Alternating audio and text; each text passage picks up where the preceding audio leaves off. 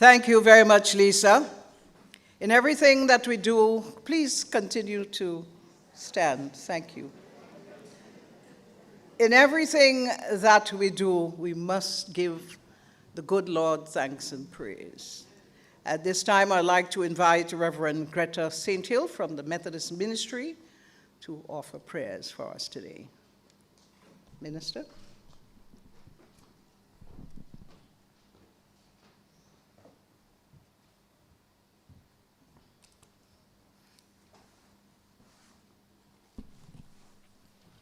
Let us go to God in prayer.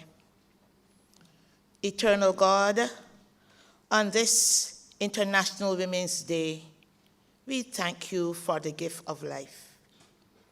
We thank you for your unwavering love, mercy, and grace towards all women. You have created us special, wonderful, and purposeful. Help us to continue to walk the path of this journey called life circumspectly, honestly, and with dignity. Help us to understand that we are nothing without you, that you are our provider, protector, and sustainer.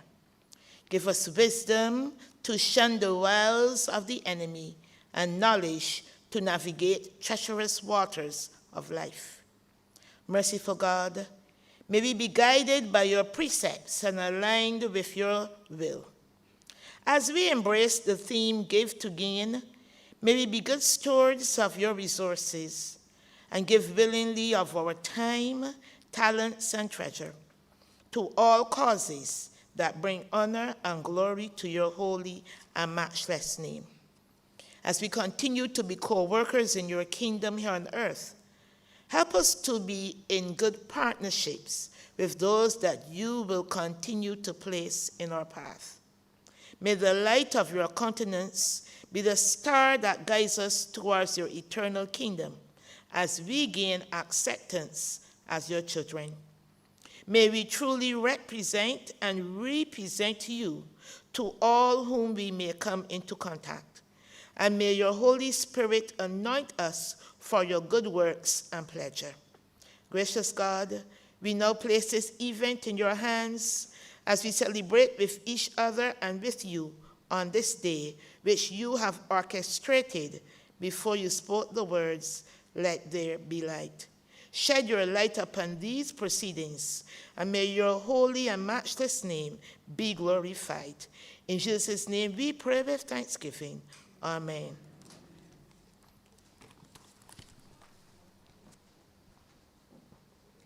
Thank you very much, Reverend. We want to invite you to please have a seat. Thank you so much.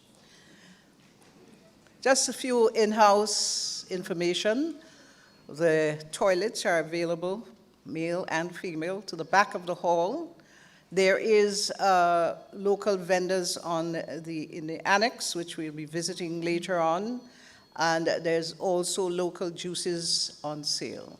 I also want to take this opportunity before we continue with the program to welcome the gentlemen who are here with us supporting our women today. Please stand, each and every one of you.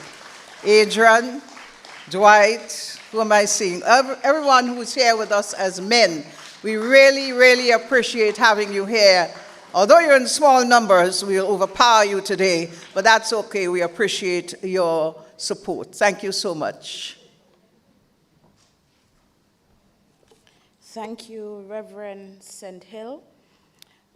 The Bible says, where two or three are gathered, he is in the midst to bless. And indeed, the Lord is here today. It is now my pleasure to invite the president of the NNP Women's Arm, Dr. Julie Dubois, to deliver the welcome remarks.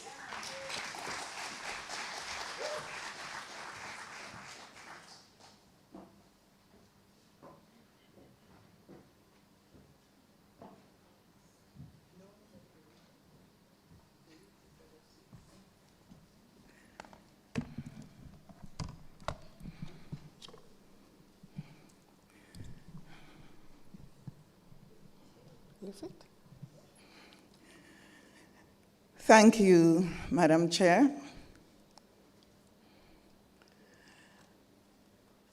Let me recognize the presence of our political leader, Honorable Emmeline Pear, and other parliamentarians who are here. I see Dr. Modeste. I see past parliamentarians. I want to also recognize the presence of our honored guest speaker, Honorable Jean Augustine, Dr. Augustine, our other invited speaker, Lady Anande Trotman-Joseph, other members of the executive of the New National Party, and all our specially invited guests, especially our sisters who are here today to commemorate International Women's Day, and our brothers who are strongly supporting us. We thank you all for coming here this afternoon. On behalf of the New National Party Women's Arm Executive and the chairpersons of all the different constituencies, we welcome you to this special and important event that holds great significance not only for those of us here present, but for every woman in the world who understands the power and the value of a woman. 2026 sees the 115th year of the International Women's Day observation under the theme, Give to Gain. In 1911, over 1 million women supported the first International Women's Day gathering. And today, this International Women's Day event belongs to all groups, everywhere, collectively, including those of us here in this room. Besides the written or verbal theme, there is a color for International Women's Day. Historically, purple was a color that denoted justice and dignity. Now it is used to represent women. Green is a symbol of hope. Today, purple is the color of International Women's Day, and combined with green, it represents the feminist movement. As I said, International Women's Day 2026 theme is Give to Gain. That is the official campaign theme. And the UN also has a theme, which is Rights, Justice, Action for all women and girls. Now, these two themes, they complement each other because they both encourage collective action, investment, and support to accelerate gender equality, focusing on providing resources, mentorship, and opportunities to help women thrive. Give to Gain focuses on investment in women's empowerment. And the UN theme focuses on removing structural barriers. Give to Gain calls for a mindset rooted in generosity, collaboration, and shared progress. It highlights the power of reciprocity. And reciprocity is simply the practice of exchanging things, favors, or behaviors with others so that there is mutual benefit. Let me just briefly share some key aspects and key objectives of this year's International Women's Day campaign. Now, there's a core message, and that core message emphasizes that when society gives women equal opportunities, the entire world gains. Are we in favor of that? Do we believe that? Yes, when society gives women equal opportunities, the entire world gains. And so, there are actionable areas as well. And the campaign encourages giving in various forms like visibility and voice. When we share each other's stories. It also gives resources and funding So when we provide tools and when we provide financial backing, we also are providing action for our women. Knowledge and mentoring. Some of us can mentor. We need to give back in that way. And justice and protection, and this is what we hear about a lot, ensuring safety and legal rights. So in the key objectives, when women thrive, we all rise. That's the impact. And so what we should be doing, our action should be that we encourage individuals, organizations, and other groups to take tangible steps in enabling empowerment for all our women. So, together, let us help forge gender equality through abundant giving. The campaign encourages a mindset of collaboration and generosity. So, we have to be also mindful that giving is not a subtraction. It's intentional multiplication. When women thrive, like I said earlier, we all rise. And whether through donations, knowledge, resources, infrastructure, visibility, education, training, mentoring, or time, whatever we can contribute, it helps create a more supportive and interconnected world. So today, Give to Gain is a worldwide call to contribute. Sharing our knowledge and encouragement with others is key. So I would invite you, there is a pose that we strike that is being struck this year for the theme. So let me share the pose with you. It's when we give from the heart, we give to gain, right? When we give from the heart, we give to gain. So we're going to do the last one because the two hands, I prefer that. So when we give from the heart, we give to gain. All right, so those of you who can stand, let's stand and do it. And we're going to say when you give from the heart, you give to gain, and then you're going to impersonalize it. When I give from the heart, I give to gain. Those who can't stand, we understand. Okay, let's go. 2, 3. When you give from the heart, you give to gain. When I give from the heart, I give to gain. Thank you. And may God continue to bless us as women as we give from the heart. Welcome.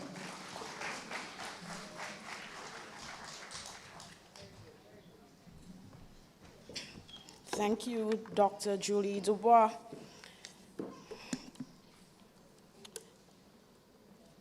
She is a young woman that I've grown to love and now holds a very special place in my heart. She is a domestic violence survivor and advocate for women and young girls in Grenada, Carriacou, and Petit Martinique, and is a member of our National Youth Arm. At this time, I would like to warmly invite Ms. Teresia Modest to bless us with a poem.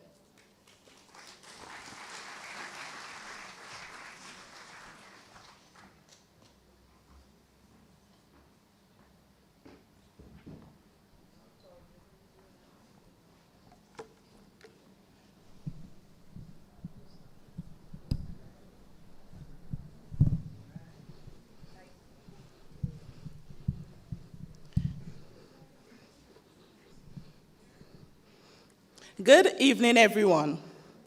Today, we celebrate International Women's Day, a day to honor the strength, courage, and resilience of women everywhere. We celebrate the woman we rise, even after the hardest nights. The woman who carries scars no one sees, who fought silent battles and still choose to stand tall. We celebrate the survivors, those who face gender-based violence and refuse to let it define their future. The woman who turned pain into power and fear into courage and tears into strength. Today is not just about flowers and smiles. It is about truth. It is about the voices that were once silenced but are now rising louder than ever. To every woman who is healing, to every woman who is fighting, to every woman who has overcome, your story matters. Your strength is powerful. Your wins, big or small, deserve to be celebrated. So today we celebrate the victories, the courage to speak, your wins, the courage to walk away, the courage to start again. May we continue to support one another, lift each other higher, and create a world where every woman lives free from violence, fear, and silence. Happy International Women's Day. Today we celebrate strength. Today we celebrate survival. And today we celebrate women. I thank you.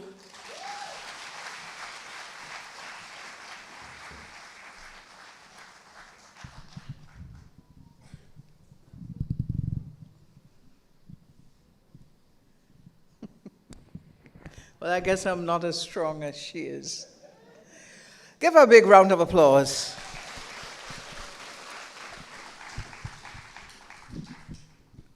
All right, folks.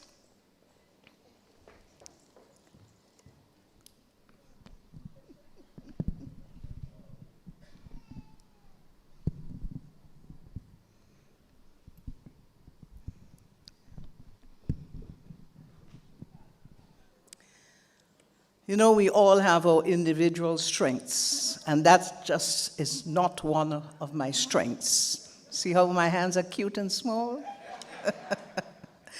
Ladies and gentlemen, in Grenada, we have very powerful women in all walks of life, in all industries. Women lead in so many different ways. And even more, we see them continuing to be stars shining bright for the younger women in our society. It is my pleasure to introduce the next speaker on the program, someone who I admire. I don't think she knows that I admire, but I do. She is multi-talented as well. I don't know if you're aware of her singing qualities in that of opera. A person of the legal fraternity, and most persons know her in that light, but I have had the pleasure of listening to that amazing voice from time to time. And it shows that we are multi-talented as women. We have had several issues in the country in recent times. As a matter of fact, this is not the only activity taking place today that is dealing with and looking at the recent situations that our women folk have had to endure, including murder, abuse. And it is therefore an important topic for all of us, not only as women, men as well, to pay close attention to. A lot of times we are very limited with the understanding of justice and what happens. A lot of times we lack the understanding of what persons endure. I myself, I'll tell you this, and maybe you may find me wrong to say this, but every time we have that sort of situation existing in the country, there are two things we hear of: vigil and march. And after that, we hear nothing until the next incident occurs. We have to move that bar to the next level. Vigil and march. Am I lying? Today, I am pleased to invite a learned legal mind, Anande Trotman Joseph, to address some of those issues for us.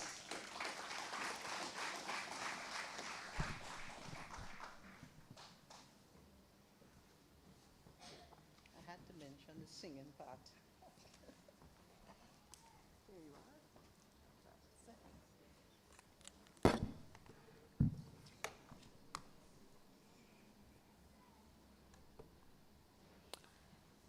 Good afternoon, distinguished sisters and brothers, but especially, how can we forget the female leader of the opposition, second time only in the history of the nation of Grenada, and of course, all of the distinguished members of parliament who are here with us, and of course, including our own guest speaker for today, the Honorable Jean Augustine, who went and took the name of Grenada to Canada. But it is with great pleasure and humility that I accepted the invitation to come and speak with you here as a women's arm with, of course, allies.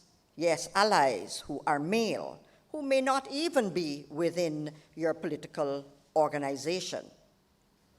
And what else could I do when our theme for today is give to gain? And indeed, to whom much is given, much is expected. And I will gain from you your attention and your energy, and I will gain also, hopefully, your commitment to be the persons of change in this nation.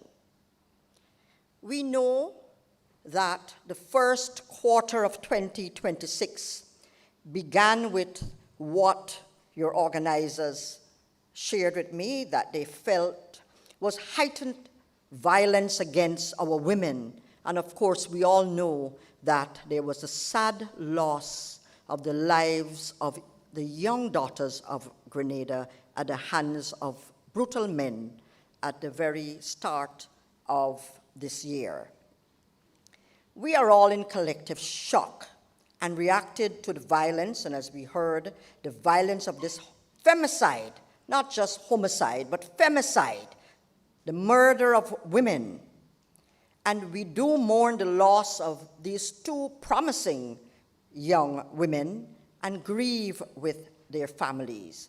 And yes, we marched, we held vigils, we rallied, we issued press releases, we appeared on multimedia shows, and so on and so on. Someone called me, a Grenadian sister in the diaspora, and asked me, does Grenada have blight or what? What's going on over there? Other persons called and asked, what is happening in that pure Grenada Spice Island that is supposed to be so peaceful, that is supposed to be one of the safest countries in the world? And all this started unfolding just when we were busy opposing a US Level 2 travel advisory. They're wrong. Grenada's paradise. It's safer than most places, people were saying.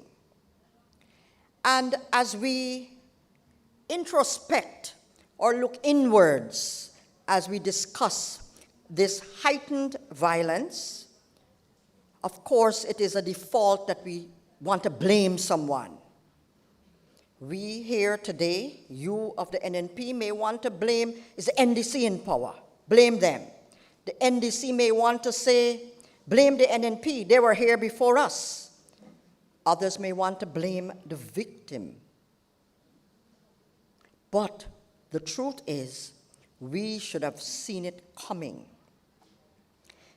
Did we become desensitized to the creep of violence, gang violence, gun crime, and the constant prosecution of sexual offenses and crimes of violence, especially against our women and girls in our criminal assizes.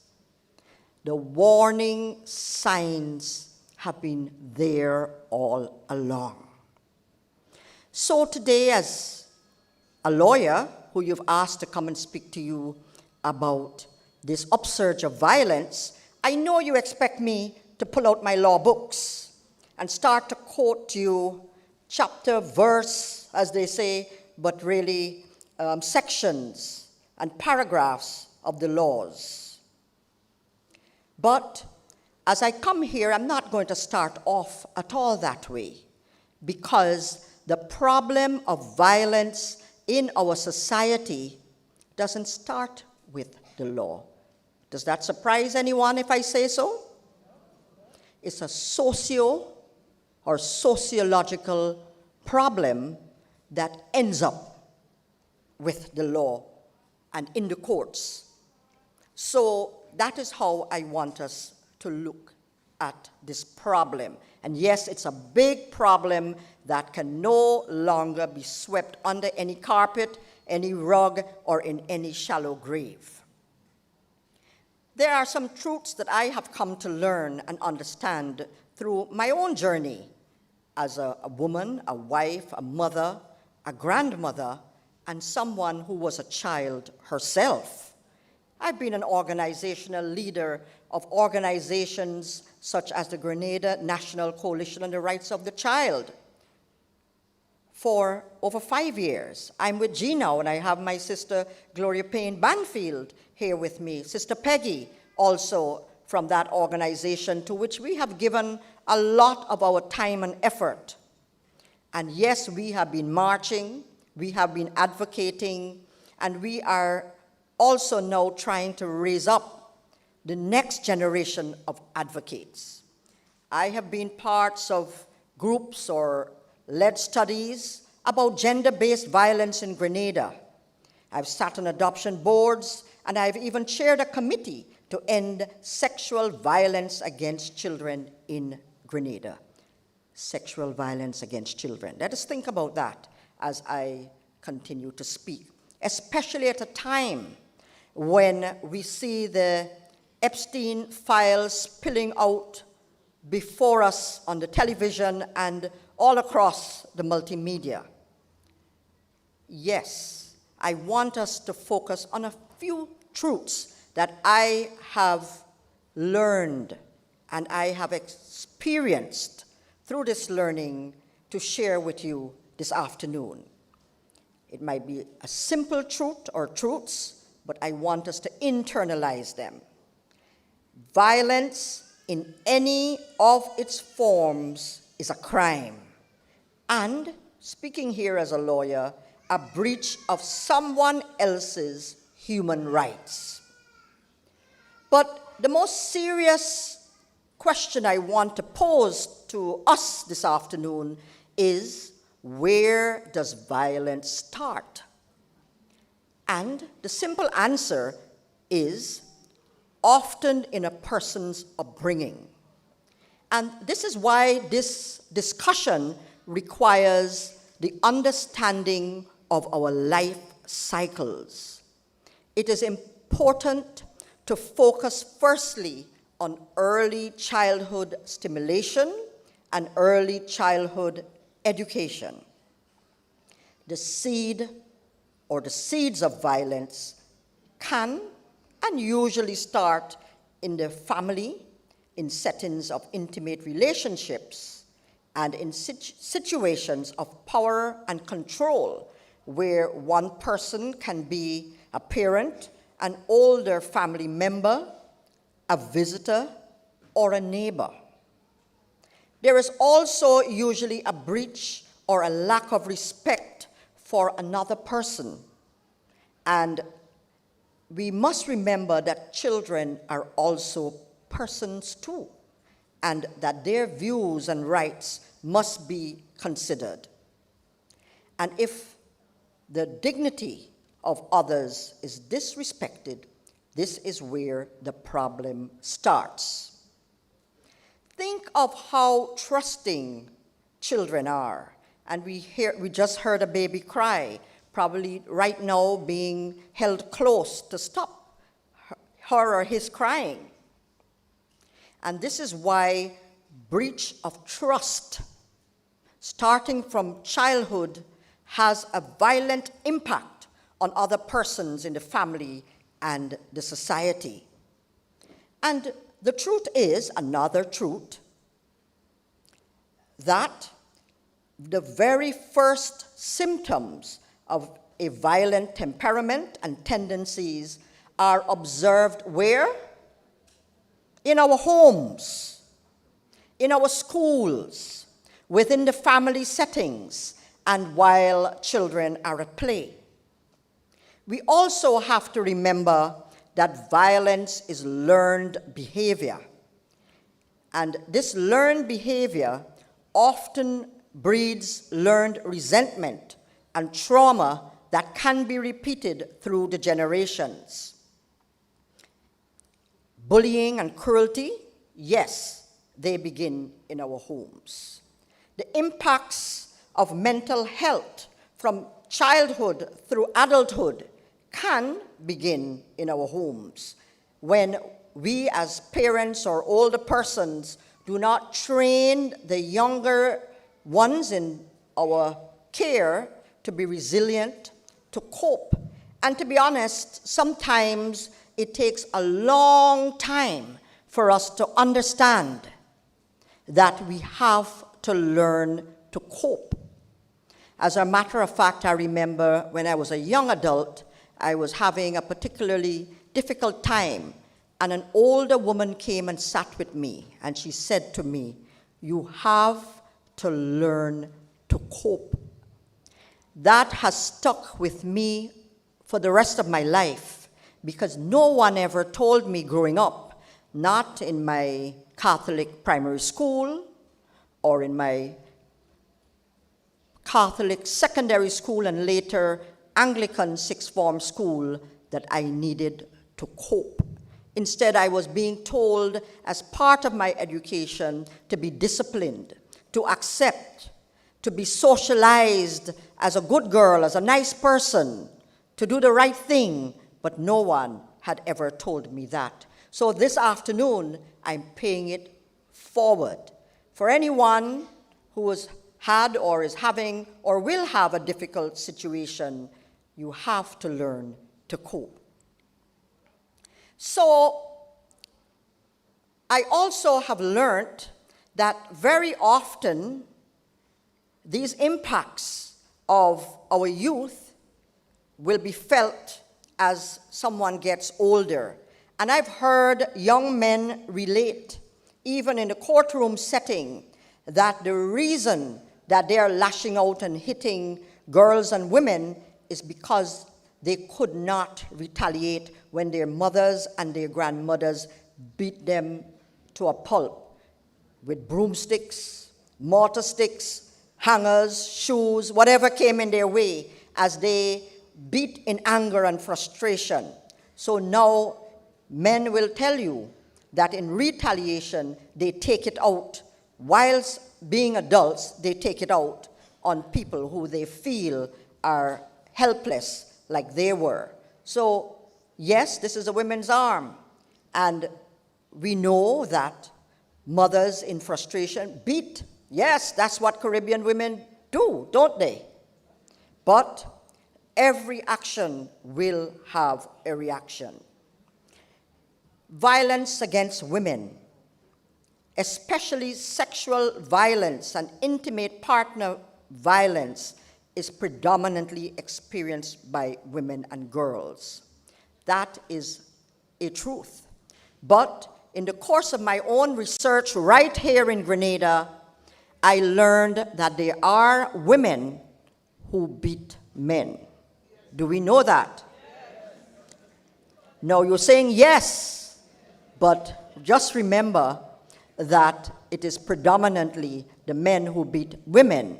But when the women beat men, the police responders have shared with me in the course of research that the men are sometimes so embarrassed to report that they have been beaten that they send someone to call out the police out of the police station.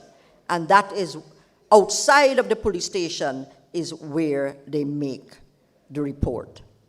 Remember, what is good for the goose is good for the gander, and in the reverse. As I shared a little earlier, I spent a lot of time with the GNCRC, and there were good memories of good advocates doing a lot of good work tirelessly, sometimes too tired. But I do take with me always, as my own scar, the memory of a young child who was brought to the office of the GNCRC in Lucas Street. This child was going on 10, slender, with a body like a figure 1, but she was pregnant for a stepfather who had fled the island. She had no shape, no breast for nursing, but yes, she was expecting a child.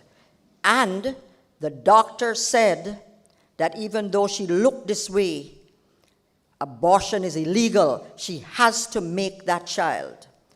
I was so distressed that I had many sleepless nights. And forgive me, but I did get the news that somehow she was unable to sustain that life, because I could not see a way without harming her body. Already she was harmed mentally, but I could not see the way that she could make that child and nurse that child. We've had many reports of incestuous crimes and the cover-ups by family members who felt it was taboo. This left many of these child victims unsupported.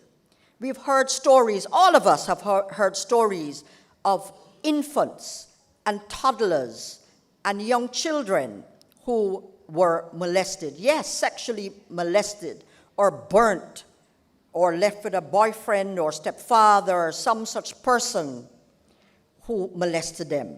I took calls off air while on programs about mothers who are pimping out their daughters to support the entire household and family. I heard stories too, mothers, about boys who, through a study from St. George's University, self-reported that they had been sexually molested. I knew from my work that pedophilia was alive in Grenada. I know as a truth that it is obviously not dead. And therefore, we, as we have been careful about the girl child, we women need to be as careful about the boy child. And why am I saying all that? Because when we are talking violence, we have to remember that violence starts, as I said before, in childhood. And as part of the consequence of violence, the result will be we have persons right here, you can look behind, in front, to your side, who will be a person who is living with trauma.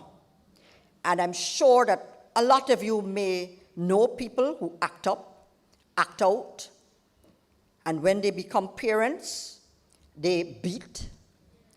They may not be the best of employees, they may not be the best of friends. And what happens then? Impatient bosses will just ignore them or fire them. Persons will avoid and shun them. But the truth is, very often, these are unhealed persons. And I'm getting more to understanding what we need to know. I heard in a conversation with a judge who was speaking about this problem only recently, who shared, I see evil every day.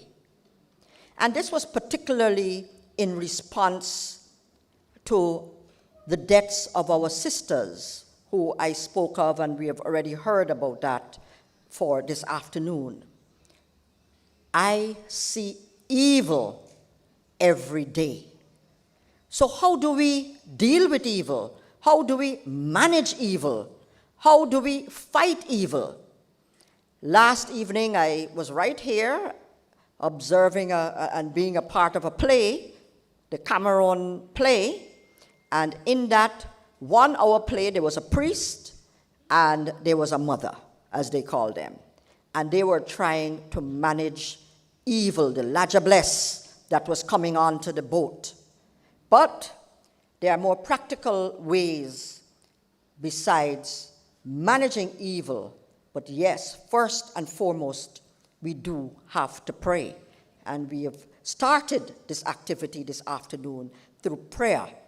But there are some very practical responses that I have come to learn by paying attention to what was happening in this nation of Grenada, Carriacou, and Petit Martinique. And I will go through now very quickly some of what we need to understand and focus on parenting and monitoring. This is very important in our homes, schools, and clubs. Parents, and by extension teachers, should be taught to recognize individual and family risk factors through paying attention to children's personalities, antisocial behaviors, temperaments of children, where it seems that there is low self-esteem. Attention also needs to be paid to child rearing methods, because what has been happening in recent decades, parents have been letting the television raise their children. But more so now in this digital age, children are being raised by YouTube, TikTok, and all the rest of it. And I can't tell you what is being said that they see on these shows. We have to pay attention to large families, which are sometimes poor families. We have to pay attention to school factors and peer influence of the children, school-age children. There are gangs, and we are hearing that there are gangs right here, and they're calling themselves the Crips and the Bloods as if they are in America or in California. We are seeing sometimes arson at schools, and very often that is on a dare to show that they are as bad or badder than in these gangs. We are seeing and hearing of old women, very old women being raped, and sometimes that is an initiation into gang life. Again, the bad and the badder and the baddest. So what can we do? We must have some kind of risk-focused prevention and intervention. We must recognize, and even recognize within ourselves, when help and counseling is needed. We cannot just continue to blame, we women that is, blame patriarchy, big word, for saying that men and their power and control and entitlement are responsible for all this. This is a women's arm event, and I want us today to take some accountability ourselves. And why am I saying that? For those of you who have studied sociology and psychology, you will know that there is a theory called unconscious bias. And yes, because of these years of and decades and centuries of patriarchy, where men run things and men rule things, women, girls have become accustomed to thinking that even though they make up 50% of the populations of the nations and of the world, that they just give up, give in, and accept whatever is meted out to them. and accept that men are always right. Even men know, having been raised by mothers and growing up with sisters, that this is impossible. But some women believe that blame the women, blame the victim. Also, of course, we have to collectively, and I'm asking you as a women's arm, to use today's activity as a call to action. And I'm first calling you to consciousness. I shared earlier that someone encouraged me, and I'm paying it forward. So each of us, woman or man, must look at ourselves as stakeholders who can turn down, decrease the temperature of violence in Grenada. How are we going to do this? A lot of it requires inside work. Let us be less narcissistic. Let us be more considerate. In the middle of our busy lives, rushing to make a dollar, let us try to take time to see someone's silent cry for help. Why am I saying that? Because we're just ignoring everything in the interest of self-service. And I'm as haunted as that bus driver, as obviously not as much as he would be, who left the second victim of femicide for 2026, left her when she tried to flag him down for a ride out of where she was being held against her will. Think about it. Let us be more considerate. Let us find some more time for clarity, for consideration. I'm encouraging each of us to find the strengths in ourselves to deal with the violence in our homes and also in our society.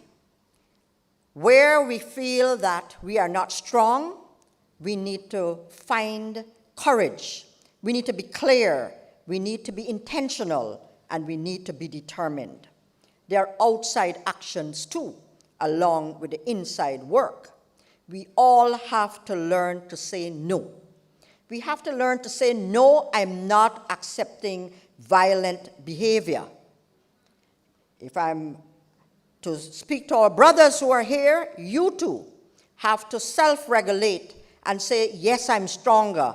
I know I am by nature more aggressive, but I too have to learn to say no to disrespecting or being disrespectful to my spouse or to my sister or to anyone for that matter. Those of you who have experienced violence in any way or form, take responsibility for remaining sometimes in a situation that perhaps you should have left. Seek counseling. Leave a situation despite whatever excuse you are coming up with. Do not accept a label of being a victim. Do not wear that label across your forehead, because it's an energy, and everything about victimhood will come against you. You must reframe and reimagine yourself as a survivor. And a survivor has characteristics of resilience. Remember that you have worth, you have value. Each of us here work on your self-esteem. Yes, do the internal work. Work towards emotional and economic independence. Find your courage to speak and to act. Sisters, brothers, manifest a safe, violent-free Grenada. Safeguard the vision of paradise, pure Grenada. Think about it just for a few seconds.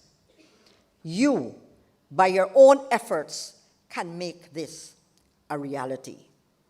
Those of you who are here, who are policy makers in Parliament, aspiring parliamentarians, make sure that you understand policy. before even trying to pass laws. We're hearing a lot about sentencing guidelines, about prison rules and laws. What are we doing? What are we saying, especially about dangerous offenders, serial sexual offenders who are pathological? There must be new ways. You must, together as agents of change in a women's arm or in parliament or as constituents, caretakers, or constituent leaders, you have to find new ways of advocacy through training and through the multimedia. This women's arm, your women's arm, can encourage and support family safety nets. You must have messaging around parenting.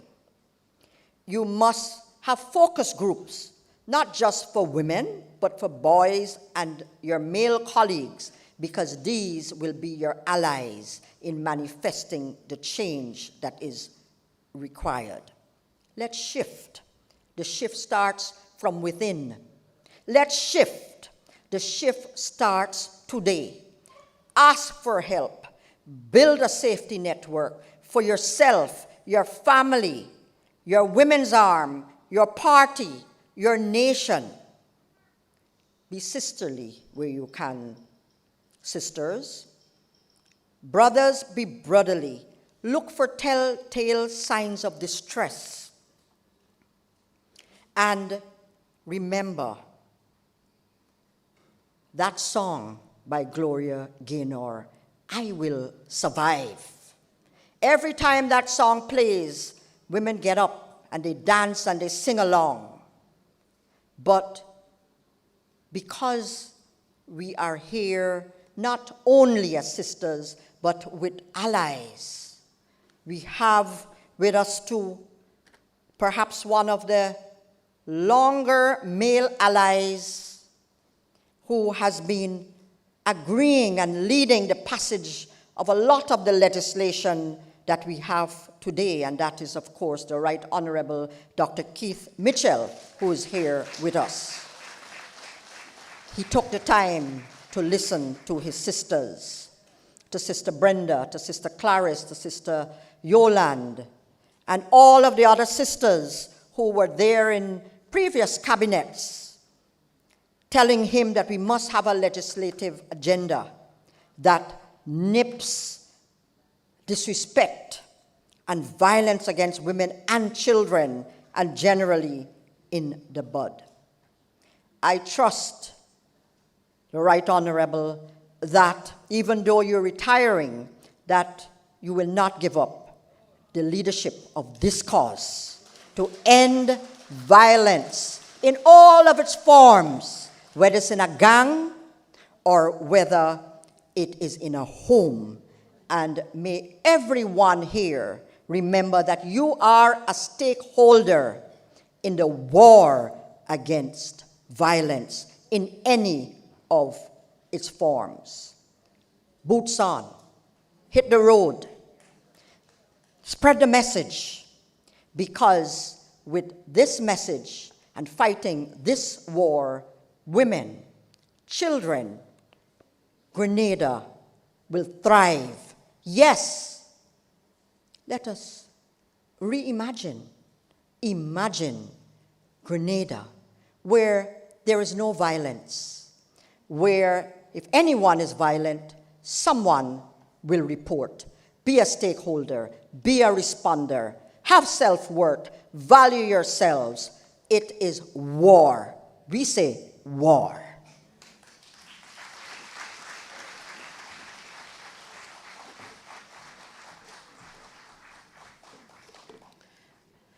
To whom much is given, much is expected. We have gotten a lot of food for thought. Thank you, Lady Anande Trotman. And if memory serves me well, she is one of the founders of Civil Grenada. So I just want to say, my dear sister, thank you so much for your service. I want to recognize in our midst our former Prime Minister and current chairman of the New National Party, Dr. Keith Mitchell. Thank you for always showing up and showing out. Our next speaker, she is an exceptional young woman, an advocate for disability, a UWI graduate, a former Writers Association president, a Toastmaster, an author. She's a member of the Youth Advisory Council. She's an inspiration. She has broken barriers and chains. Ladies and gentlemen, I am pleased to invite Ms. Zinzi Noel to give a poem. Can we get a microphone for Zinzi? Please, thank you.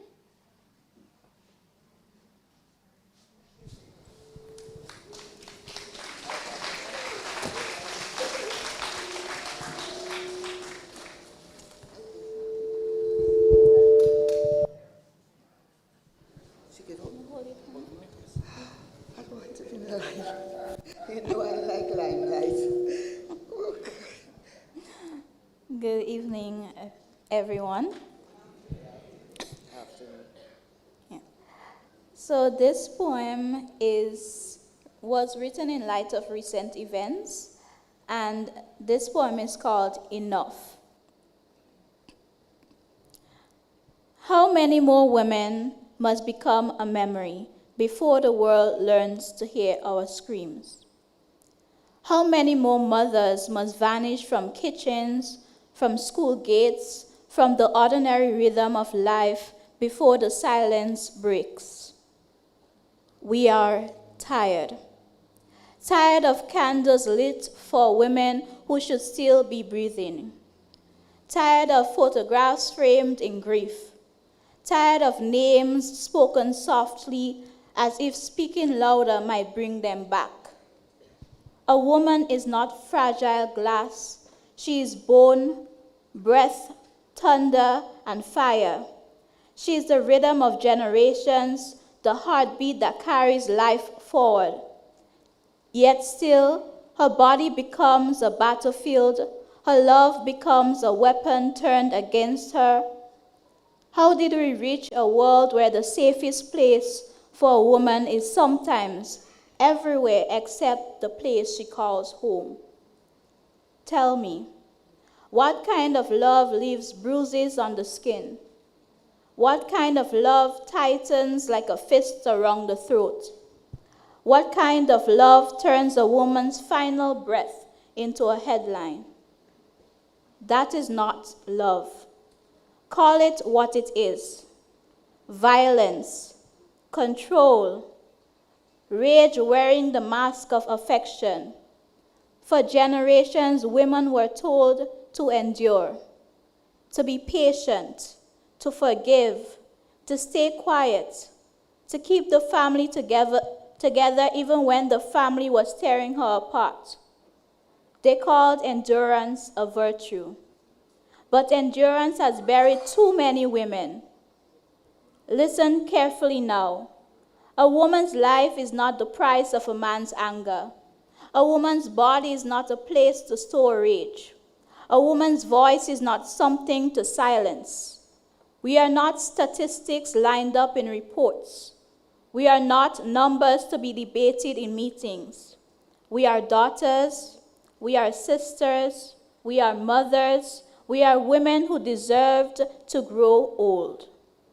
Somewhere tonight, a child will ask why his mother is gone. Somewhere, a family will sit with grief so heavy it feels like drowning.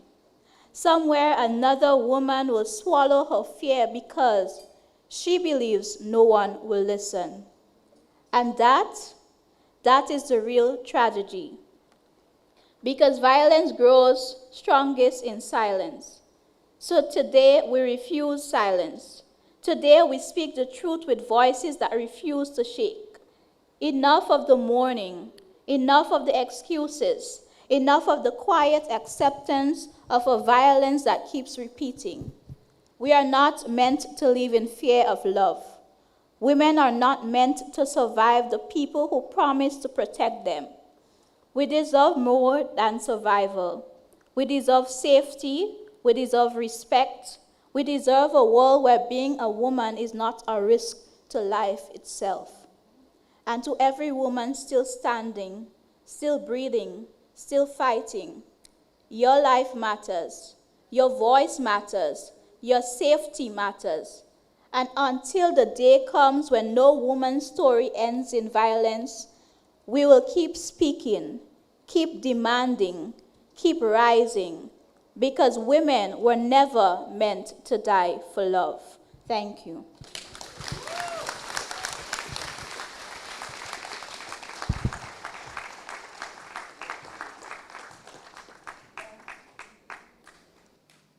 Thank you so much, Zinzi. Give her a bigger round of applause. That is a representation of ability and not disability. A strong young woman. She knows what she wants out of life, and she goes after it. Ladies and gentlemen, as we move along with the program, you know, the folks mentioned Dr. Mitchell. I'm so happy to see him here today. And if you go back in time, in all the political parties that ever passed through Grenada, the new National Party, under the leadership of Dr. Keith Mitchell, has had the most amount of women on board in Parliament. That's the legacy of his engaging of our women in leadership. And as a result, today, we have the Honorable Emmeline Pear. Credit to Doc, I need for you to take a stand for these ladies to give you a nice round of applause. Come on, come on, come on, come on. Yeah, man.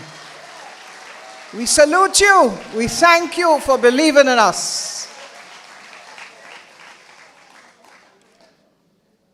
Without further ado, I'd like to take this opportunity to invite the chairperson of this event and, of course, the representative in Parliament for the constituency of St. Mark, Honorable Clarice Modest, to introduce our guest speaker.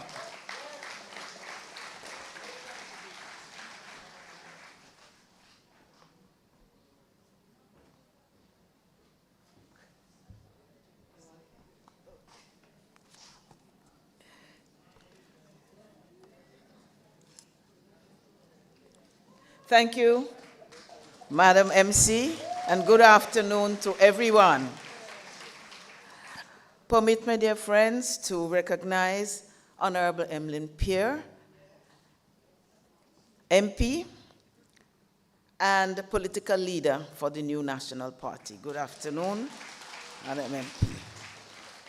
I recognize our chairman of the party and former Prime Minister and trailblazer in making Grenada inclusive for women. Thank you. Other members of Parliament, and let me recognize our Grenadian, Honorable Dr. Jean Augustine, who is a fifth-year address presenter today. And the speaker who came before, Lady Anande Trotman. She again is a trailblazer, addressing issues and working with others, issues that confront women. Thank you for being here, and thank you for sharing such very, very pertinent information as you did. Thank you, Lady Anande Trotman. Other former members of Parliament who are here, thank you for accepting our invitation. I try to be careful not to single out, but in that front seat over to my left, we have Sister Otwe Noel, Alex, as we call her. Happy to see you, and any others who are here. Sister Yolan, of course, one of our former MPs, and Sister Brenda Hood. How can I miss you? And earlier I saw Sister Waldron with a nicer African outfit than me, and I ain't too happy, but it's all right, it's my sister.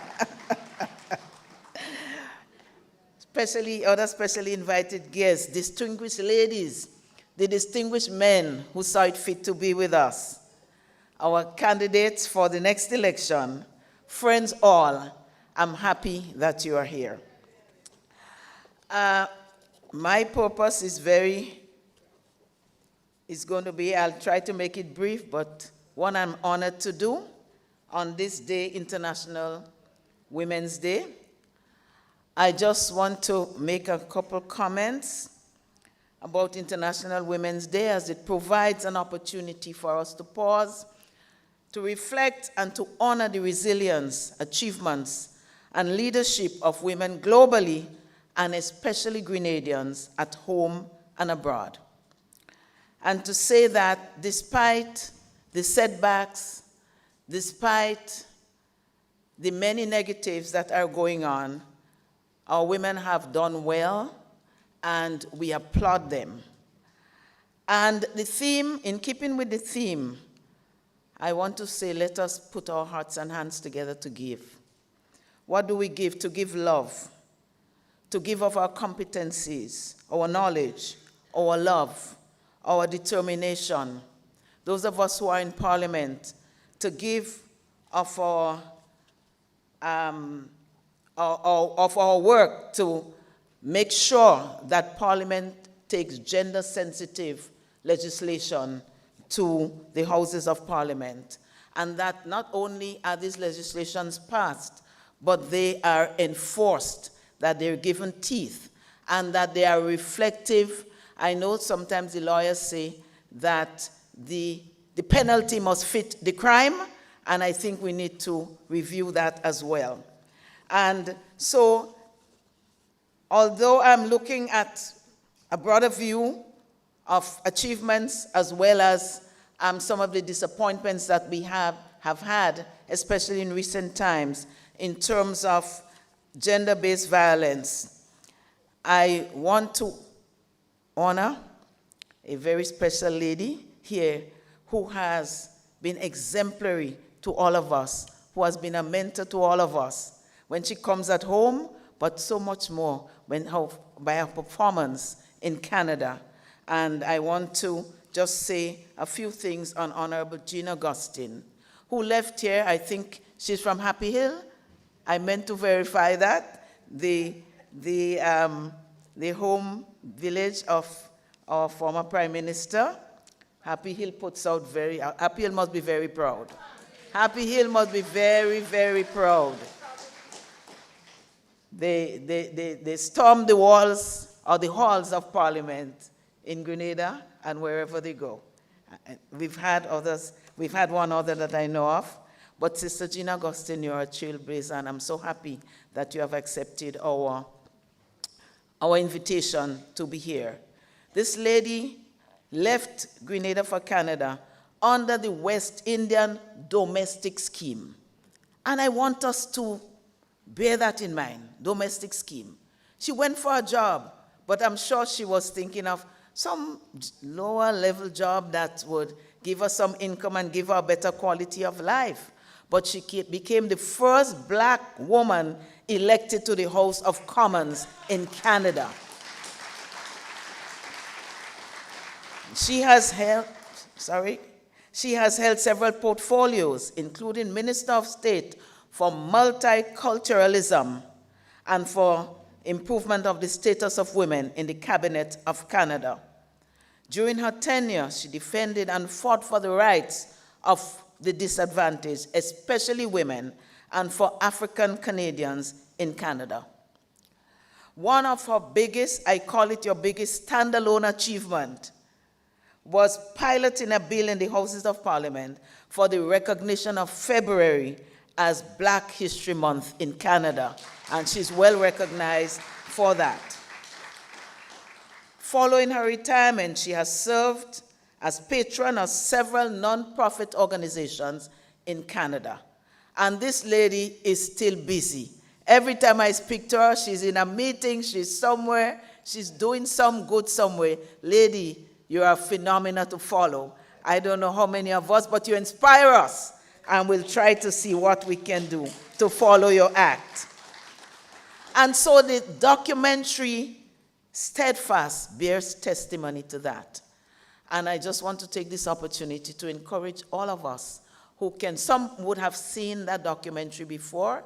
It has been screened in Grenada previously, but this time, in her honor, we're screening it again, and we hope that we can pull that off on Wednesday at the Grenville Deluxe Cinema, beginning at 1 o'clock.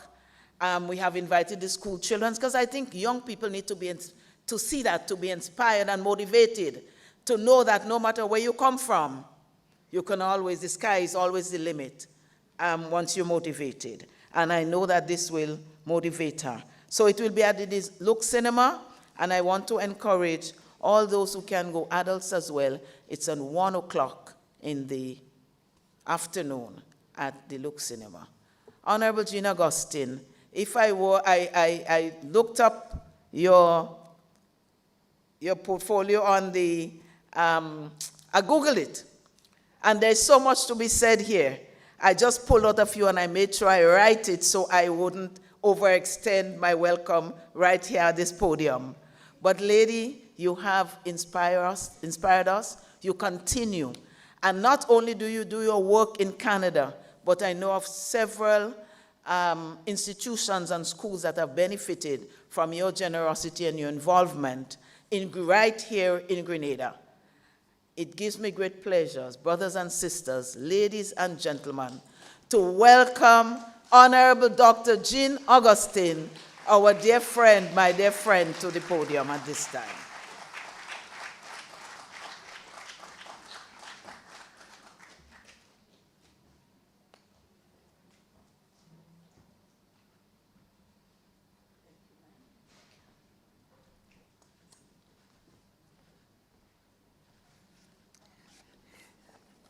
Thank you for the wonderful introduction.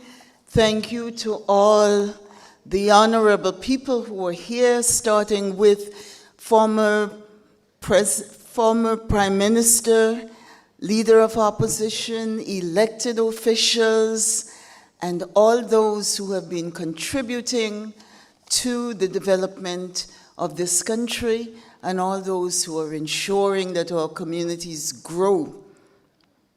I'm pleased and proud to be here today as a Grenadian, standing on the soil to reconnect with my roots.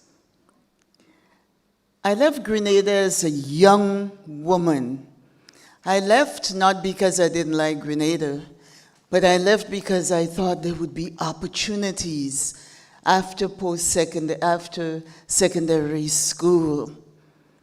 And so I took the opportunity of the Canadian West Indian program, knowing that that was not what I was going to be doing for the rest of my life, but I knew that it was an opportunity to get myself and be enabled to reach my full potential. I learned growing up in Happy Hill, yes, Clarice in Happy Hill, that there was nothing that I could not do as a young woman. I heard it from everyone around me, all the women around me. Yes, you can. I became a teacher, I became a community builder, an advocate, and an activist, because I was looking for and trying to find the opportunities to contribute and to be part of community life. There was something we used to say when I was head of the Congress of Black Women of Canada: bloom where you are planted.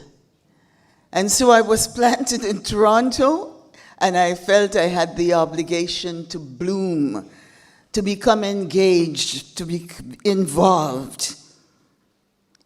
So I was a Grenadian, I was at a time when Canada did not fully recognize the potential of all of its people, at a time when the civil rights movement in the United States and all the query around racism and anti-Black racism and lack of opportunities for someone like myself, it was really an opportunity for me to become engaged, to be an activist.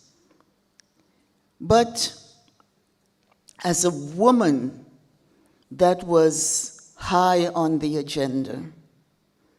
And so this International Women's Day, with the theme, rights, justice, action for all women and girls. And I want to commend you, my dear advocate, for the work that you're doing, and also for explaining to us in detail some of the issues that are faced by women in this country, not only in Grenada, everywhere around the world. But we must start where we are. And so the call to action that was presented to us today is really to start where we are. We cannot look around the world and see the miseries and say, oh, well, Grenada we cannot do that comparative. We have to do what we can right here. And I want you also to visualize our world right now and to recognize that every country in the world, every place in the world, International Women's Day is celebrated, is memorialized. Think about this.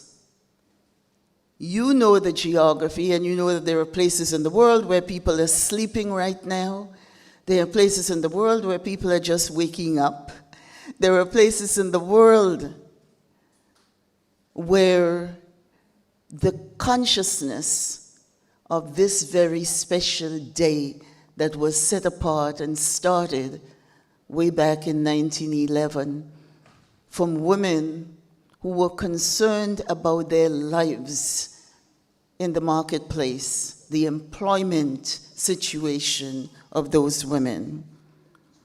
And so, when I think about Grenada, and in the early days when I spoke about the strong Grenadian women, some come to mind, and I'm not leaving anybody out for any specific reason. I think of extraordinary Grenadian women. Cynthia Gary, the first woman to sit in our House of Representatives in 1961. Jacqueline Kreft, Minister of Education, who championed universal education for every child on this island. There are all kinds of things that are written about that work. I think of Jennifer Hostin, who in 1970 became the first Black woman to be crowned Miss World. And in doing so, she told every little girl in the world, across Grenada and across the African diaspora, you are seen, you are worthy, you belong, you can compete. I also remember Dame Hilda Bino, the first woman, GG, I think in the Commonwealth, in the entire Commonwealth, as Governor General. And then, of course, in today's world, following in her footsteps, Dame Cecile Lagrenade, our present Governor General. So again, we can list And one of the things that I do as a proud Grenadian is ask, where is the museum with the names of all these people all around the world who are doing so much, both men and women, and who are putting Grenadian and Grenada on the map? So the next time I come, I want to see a museum, I want to see a hallway, I want to see somewhere where all around we can see Grenadians who are making this island proud.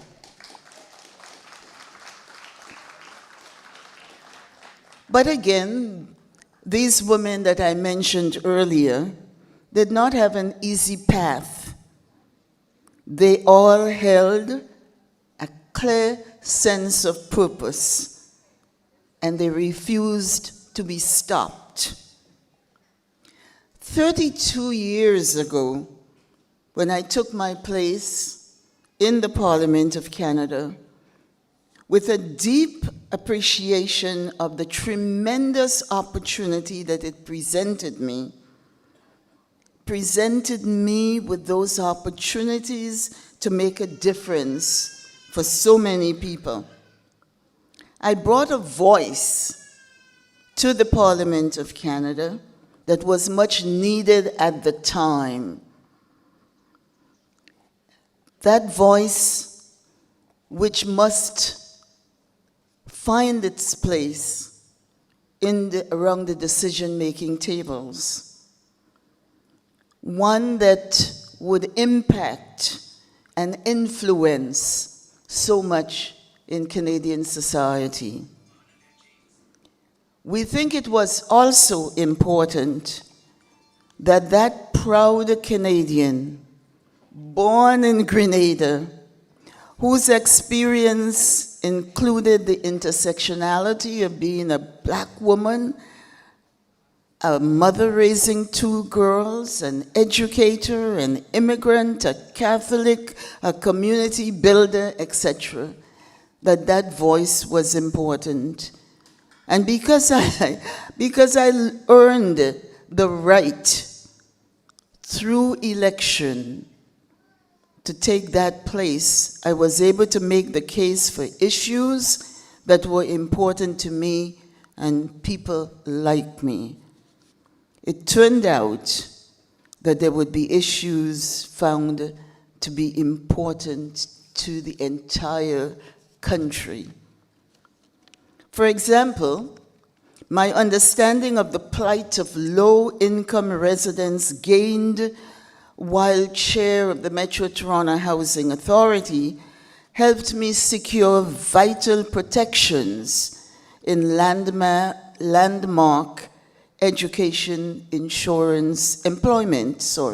employment insurance legislation. And there might be 1 or 2 of you who might remember that I came to Grenada very early on behalf of the Government of Canada to do what was called reciprocals. That is, a Grenadian should be able to take their pension to Canada, and a Grenadian Canadian should be able to take their pension to Grenada. Prior to my intervention in all of that activities, it was not happening. And so Canada was better for that, and Grenadians in Canada benefited from that.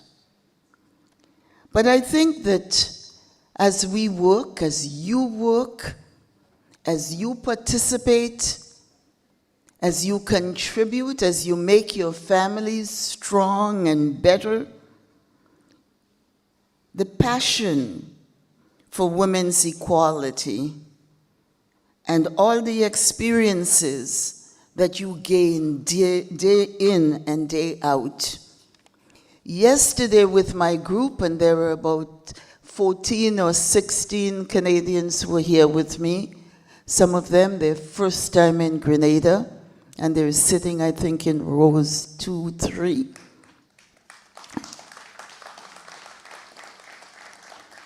We went in the market, and I think we dropped a lot of money in the market. You should see the bags of spices and cinnamon and clove and nutmegs and everything, because everyone came with a list from family and friends with the recognition that Grenada, as the Isle of Spice, can contribute to whether it's their businesses or whether it is their homemaking endeavors or whether it is to the culinary arts. So you see, we all can do whatever we can right where we are. We all can make our contribution. More and more, we recognize that the world is small. When I was growing up, I used to hear about the global village. And for a long time, this notion of the global village. But we know now that we are indeed in a global village. And it is technology. It is all the discussions around AI. It is the intervention of political leaders that create conflict and dissonance in so many parts of the world, that have brought the world and all its troubles, as it were, right to our doorstep. So today, as we look at progress that we've made, as we see that we've moved away from where we used to be in terms of our knowledge of the world, we look too to the situation of women, and this is what International Women's celebrations do.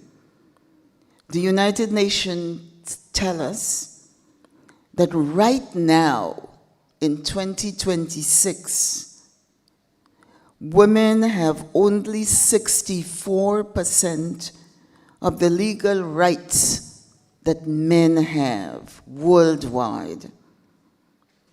So in fundamental areas of life, work, safety, family, property, business, retirement, the law systematically disadvantages women. And if progress continues at this pace, if progress continues at this current space, it will take 286 years to reach gender parity. Can you imagine? To reach gender parity, unless we do what you are doing in Grenada, ensuring that women are in the political arena, ensuring that women are in the boardrooms of the country, ensuring that women speak up, stand up, and raise families that are productive, and that we need to get that pace going so that it would not take us 286 years to reach parity. Let me remind you quickly about some of the things of the United Nations, and many of you here were engaged in that activity. 1975, the first World Summit in Mexico City, when we asked the question, where are the women of the world? What's the status of women around the world? And we came back at the end of that conference in 1975 with the agreement that in 10 years we can bring about that we can raise the status of women and give us that gender parity. And so 10 years, whatever happened in Grenada, I'm not absolutely certain, but I know in Canada, we started up status of women's organizations, and we started to do the work. 10 years later, when we went back for the second United Nations World Conference in Nairobi, we found out that we had not really, we just kind of skimmed the top. And we had not made the advances that we could or should have made. And so the cry was, give us 10 more years and we'll fix it all. And so we went to Beijing in 1985. And in Beijing, of course, we still had not made the progress of women around the world, women in conflict areas, rape as a victim of war, women's place and places in the society, places where women were not able to go to the market on their own, had to be accompanied, places where they could not get credit on their own. And so on and on and on the conversation went. And of course, the hue and cry that came out of Beijing was women's rights, human rights. And so we've been walking along and moving along with that recognition. But we know that progress is not automatic. It requires vigilance. It requires women and the men who stand with them to keep showing up, to keep demanding and refusing to accept a version of equality that would leave anyone behind.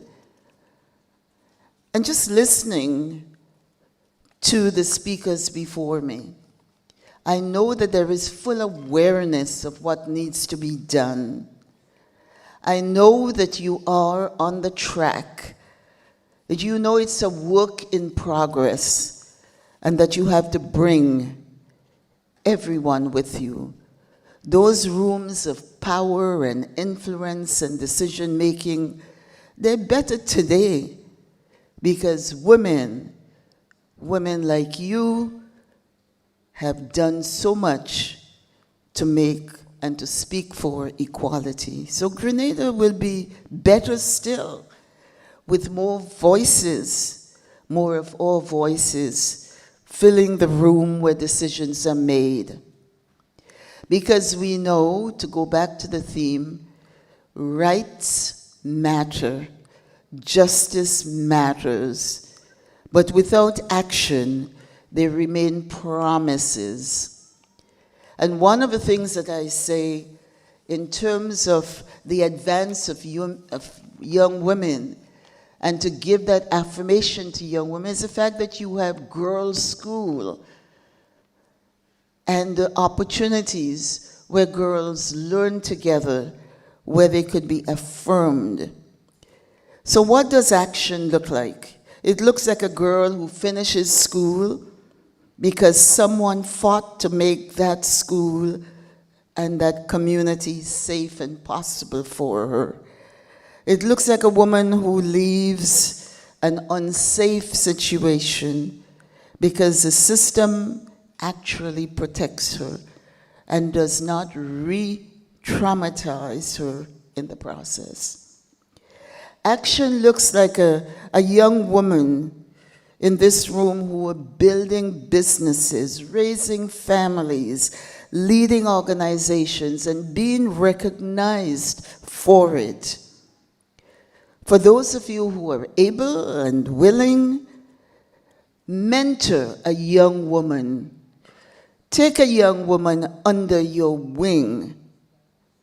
Make sure that she knows that life is not, and something I learned here way back, life is not a bed of roses, but it is the fall on your behind, pick yourself up, dust yourself off, and keep on going, and that you as an older, you as a senior, can mentor that young person. Show them who we are as Grenadian women and what we are capable of. Tell them about their rights and remind them of the good, strong Grenadian women who've brought us thus far. Tell them about justice. Tell them about their own responsibility to community. And I told a story the other evening of a long, long time ago going with my old grandmother to some meeting, and there was something on a banner. And on that banner there was a saying, and I think I was about 3 years old at the time, but I learned this in Grenada and carried this with me my entire life.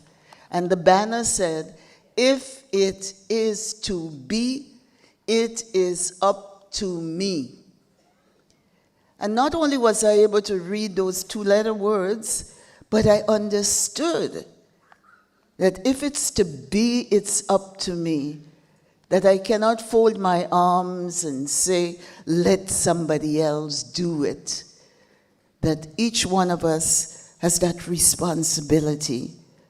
So we arrive shaped by the women who came before us, carrying the knowledge of what it costs to be overlooked, and fueled by the conviction that the next generation will not pay that same price, which is what mentoring is about, to help an individual so that their path could be a little better, and the path could be a little better for them than it was for you.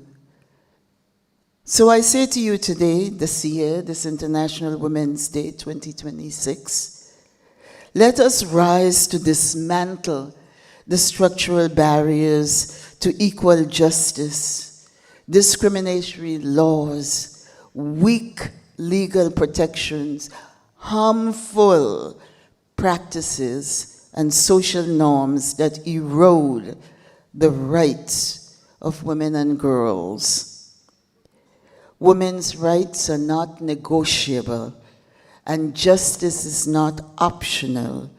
Our action is not just welcome, it is necessary.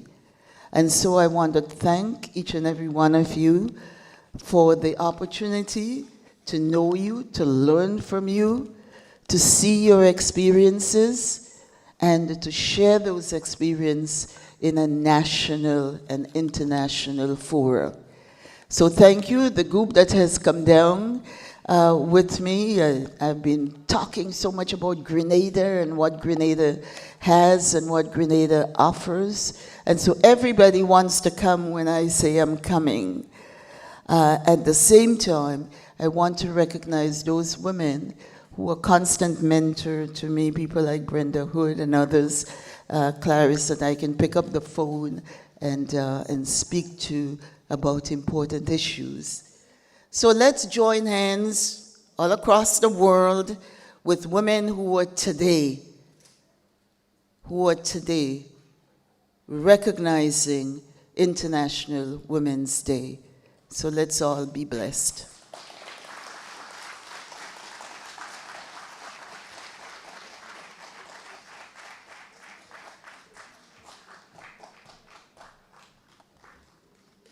Thank you, Honorable Dr. Jean Augustine. Your story is a testament of your strength and resilience. And one thing stood out: it is not how you start, but how you end. So bloom wherever you're planted. When I think about phenomenal women, I think about all of you in this room. Each of you represents strength, resilience, and the power of women uplifting one another. So I encourage you to be your sister's keeper. At this time, I invite Senator Dr. Mayana Charles to introduce. We're doing something else?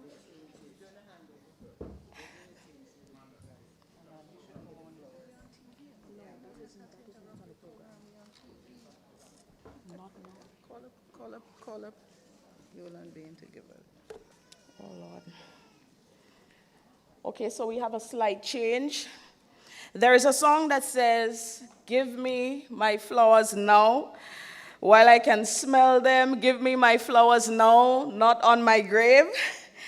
And we in the New National Party, we believe in giving our tokens of appreciation right now while people are alive. So at this point in time, I invite former MP for St. Andrews Southwest, Ms. Yolande Bain Hosford, to do a presentation.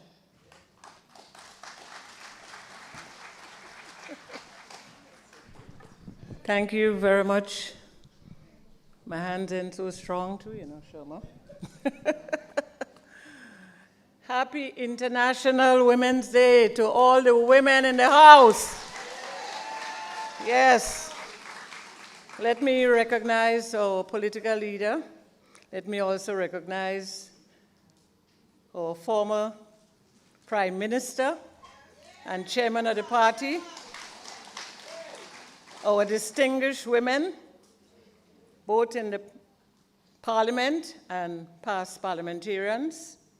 I also want to recognize the 14 team members of Honorable Jean Augustine. Please stand. Please stand, let the audience see you. They came down here as a team to support her and to be part of this ceremony today. Put your hands together for them. Thank you. It's a pleasure to have you on board. Now, so much has been said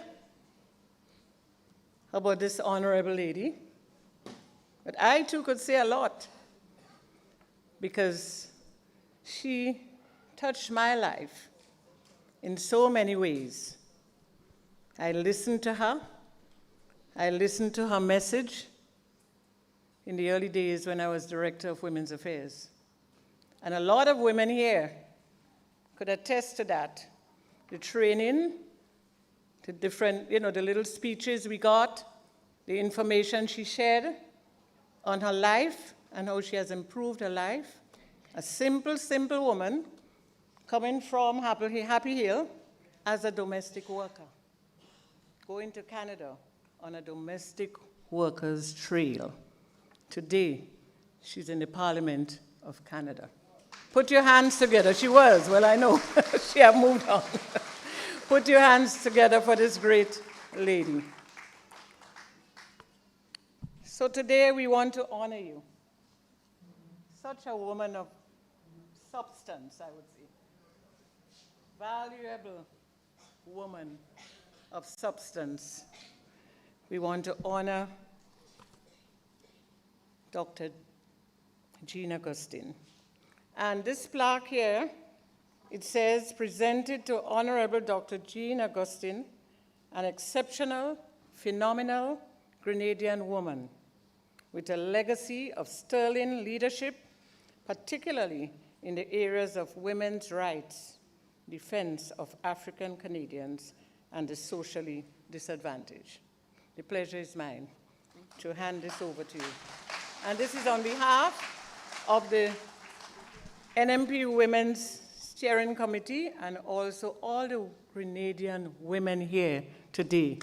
Thank you very much. We love you. Well, thank you very much. I am honored. This is my 89th year. 1937 was a very good year. So I'm really pleased. That's why I have to have the help to go up and down the stairs. The body rebels. She shouldn't tell you her age, you know. You see how well she looks?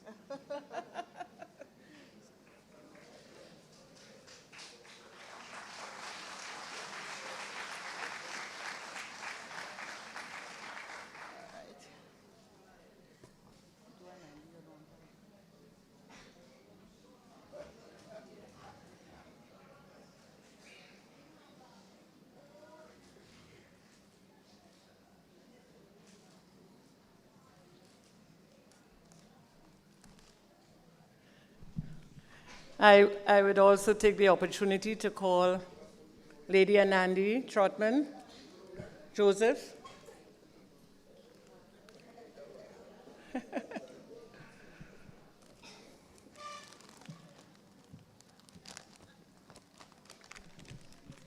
We must all say that we were very impressed with the presentation here this evening. And not only with the presentation, Lady Anandi has been working with women since she arrived on the soil of Grenadian soil. I have had the opportunity to work with her as well during my stint as Director of Women's Affairs and also Minister of Social Development.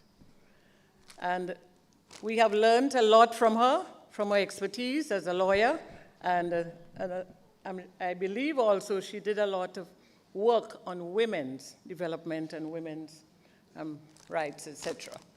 So the pleasure is mine this evening to hand over this bouquet of flowers to her, to show appreciation for all the work she has done, and also for this very, very, very wonderful presentation we have had here this evening. Thank you very much.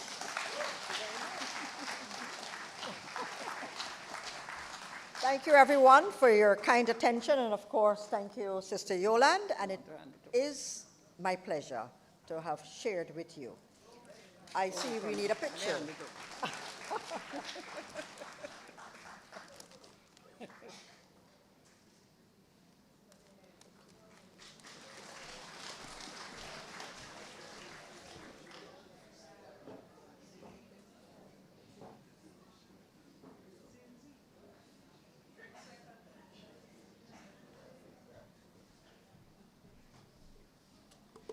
Thank you, Ms. Horsford, for your presentation, and a special thank you to our speakers. Once again, I invite the phenomenal Zinzi Noel to perform her final poem.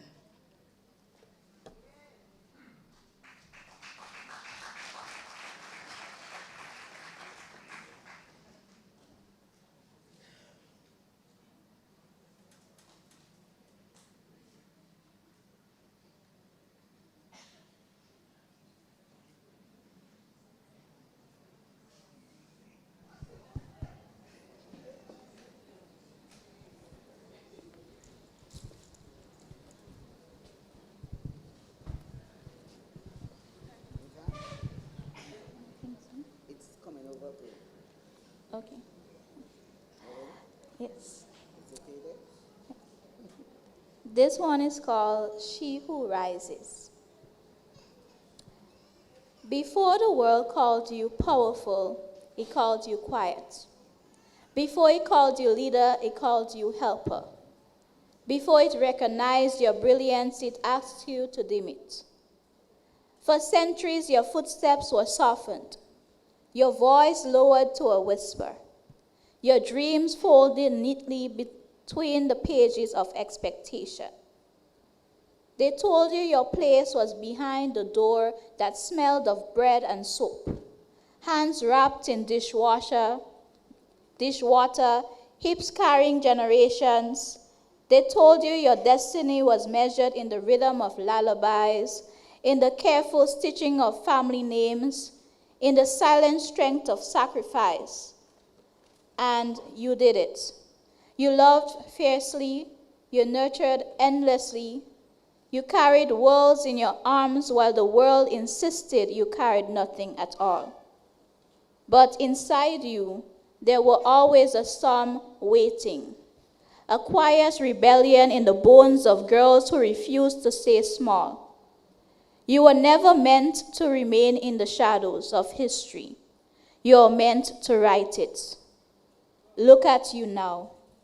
You stand in rooms they once said you could never enter. Your voice echoes through halls that once erased you. You sit at tables built without your name carved into them, and yet you claim your seat anyway. You are the woman who signs the laws, the woman who breaks the silence, the woman who teaches the next girl that the sky was never the limit. You are the strategist, the builder, the healer, the voice in the crowd that refuses to be quiet anymore. And to the woman who has been told she is less, the woman in the wheelchair who is told her dreams must shrink, the woman whose skin, body, accent, or scars are used as reasons to underestimate her, the mother who wakes before the sun and sleeps after the world has closed its eyes, the woman rebuilding herself after heartbreak, after loss, after being told she would never survive. Listen closely. You are not the exception. You are the proof. Proof that strength does not ask permission. Proof that resilience grows in the hardest soil. You are the daughter of women who endured storms without ever being called warriors. You are the granddaughter of women who broke chains with hands the world called fragile. And now you stand here, a living continuation of every woman who refused to disappear. So rise. Rise when they doubt you. Rise when they silence you. Rise when the weight of expectation tries to bend your spine. Rise not because the world finally believes in you, but because you have always believed in yourself. Rise like the tide that no hand can hold back. Rise like the sun that no night can permanently bury. Rise for the girl who is still learning her worth. Rise for the woman who forgot her own power. Rise for the generations that will one day speak your name as proof that change was possible. Woman, you are never the background to history. You are always the force that moved it forward. And no matter what the world says, no matter how many times they try to write you smaller, remember this: you were never made to merely exist. You are made to rise. Thank you.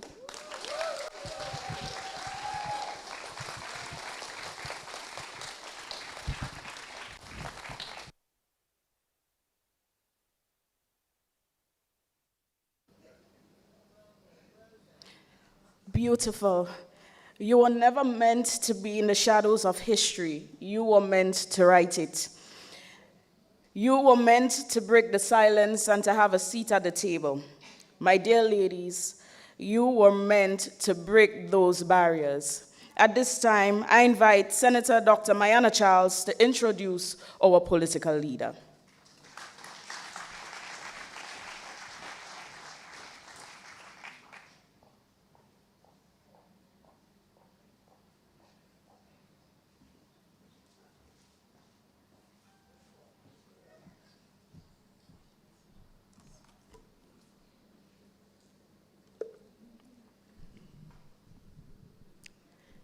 Good afternoon to all, and a special welcome to all the incredible women amongst us today.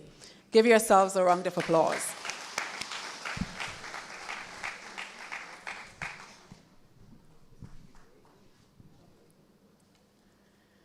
Today is a special day. Today we honor you. We celebrate your resilience, your strength, and your continued contributions to our families, our communities, and nation building.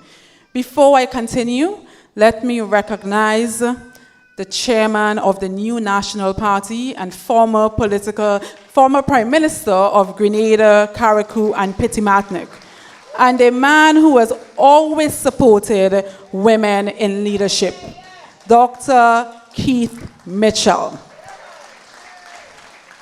I would also like to recognize our phenomenal guest speaker, the Honorable Jean Augustine, and her posse from Canada. Give yourselves a round of applause. To my colleagues, former parliamentarians, and to all the women and men who continue to stand beside us and stand in solidarity with us, I welcome you. On this special occasion of International Women's Day, it is my distinct honor and privilege to introduce a truly outstanding woman of leadership, service, and vision, the Honorable Emmeline Pear.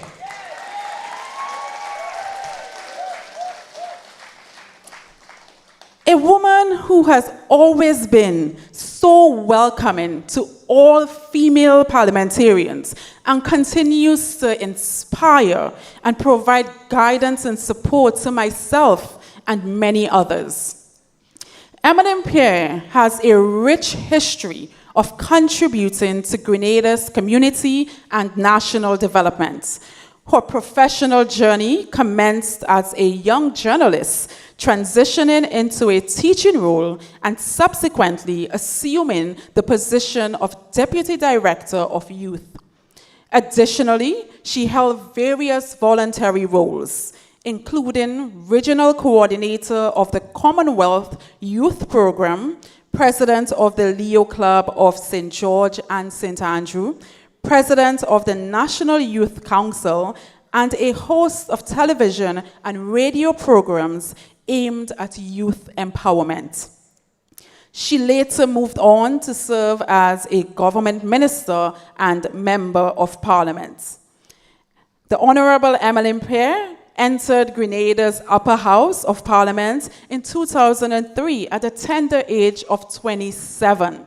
Let's give her a round of applause. She has since served as a Minister for Youth, Sport and Religious Affairs, followed by Minister of Education, Human Resource Development, Information and Religious Affairs. Over the past 2 decades, she has been an integral figure in frontline politics, elected as a Member of Parliament on 3 consecutive occasions. She is the political leader of the new National Party and the opposition leader in Grenada, leading a party that has long supported women, with 40% of its candidates being women.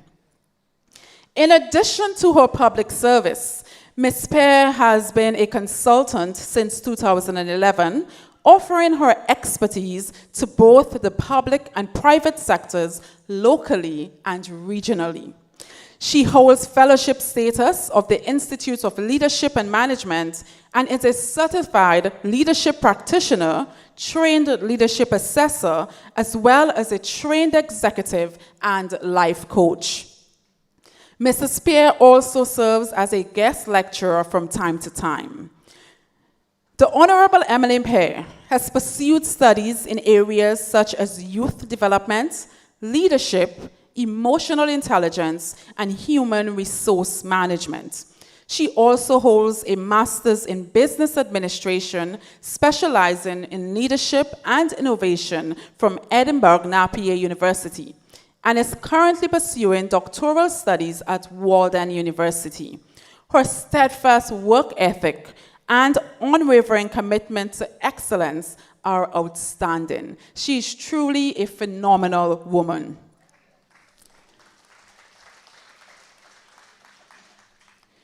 Married for 30 years, Mrs. Pear is a devoted mother of 3 boys, a community leader, and a minister in the New Testament Church of God in Grenada.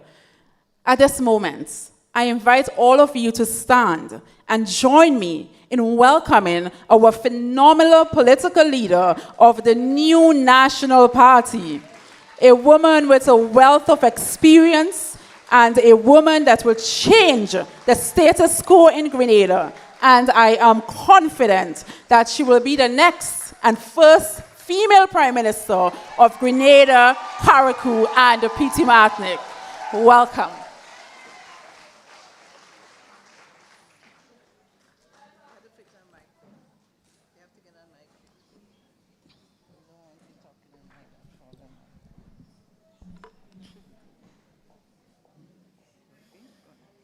Okay.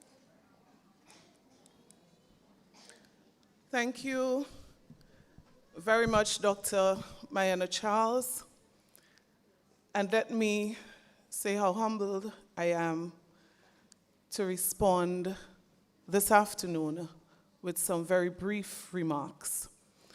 Permit me to recognize former Prime Minister of this country, Dr. the Right Honorable Keith Mitchell. I also recognize sitting Member of Parliament, Dr. Clarice Modest Cowan, all former members of Parliament, and I did not see my colleague sister there. I also recognize Honorable Keith Lewis Peters, Member of Parliament for St. Andrew Northeast. Permit me to also recognize all former members of Parliament who are with us today. Of course, our special guest, honored guest, I recognize Honorable Dr. Jean Augustine, and of course, I recognize to Lady Trotman Joseph, who also delivered very important remarks this afternoon. Executive members of the New National Party, other special guests in our midst, and I recognize Lady Gloria Payne-Banfield, who is also with us as a special guest today. Ladies and gentlemen, women all, good evening to all of you. Happy International Women's Day to every woman to the sound of my voice. May God bless you. May God bless all of your efforts as women. Today, I want to take a moment to not just recognize you, but to also say that in our midst, the women who are here, you have all contributed to the development of this country. Some of you as legislators, some of you in various public service roles, but do not underestimate the role that every mother in this room has played to the development of communities throughout Grenada, Carriacou, and Petit Martinique. To every woman, you are a woman of value. You have contributed so well. When I think of the value of women, I go right back to the Bible. And God himself found that it was not good enough. Something very important was missing. And so when we think of the value of women, we think about how much women were critical from the very creation. And if we think of what this world would have been without a woman, it would have been no world at all. Adam himself admitted it was not good enough. He could not find anything good enough as a partner.